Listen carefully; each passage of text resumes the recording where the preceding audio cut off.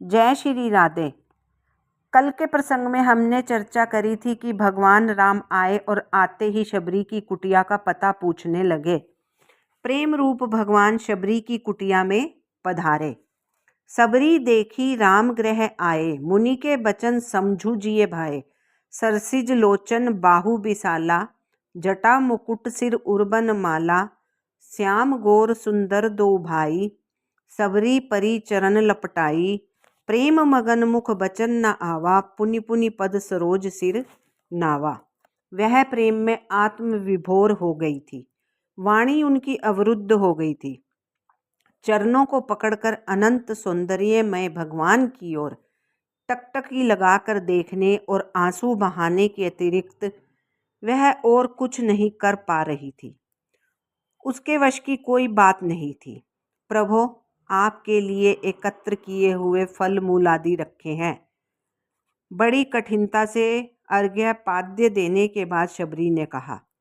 वह चुने हुए मीठे मीठे बेरों को प्रतिदिन भगवान के लिए रखती थी।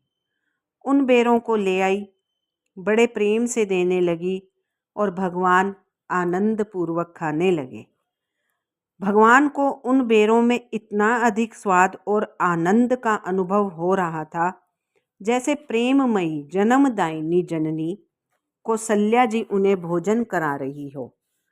अपनी अभिप्सा पूर्ति देखकर अत्यंत प्रसन्नता से हाथ जोड़कर वे अत्यंत प्रेम से प्रार्थना करने लगी। कई विधि स्तुति करो तुम्हारी, अधम जाति में जड़मति भारी। अधम ते अधम, अधम अति नारी, तिन मैं मति मंद अघारी। शुद्ध प्रेम और दीनता देखकर भगवान ने भी उत्तर दिया। कह रघुपति सुनु भामिनी बाता, मानो एक भक्ति कर नाता। फिर भगवान ने उसके सामने नवदा भक्ति का निरूपण किया।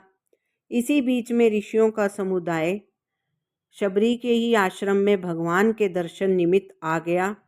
उस समय ऋषियों का ज्ञानाभिमान लुप्त हो गया था। वे शबरी को निम्न कोटि का समझते थे।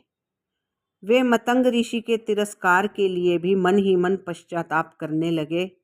उनके मुंह से सहसा निकल गया, शबरी तू धन्य है। जय श्री हनुमान। शेष चर्चा कल। यदि आपको मेरा चैनल अच्छा लग रहा है तो लाइक, सब्सक्राइब और शेयर अवश्य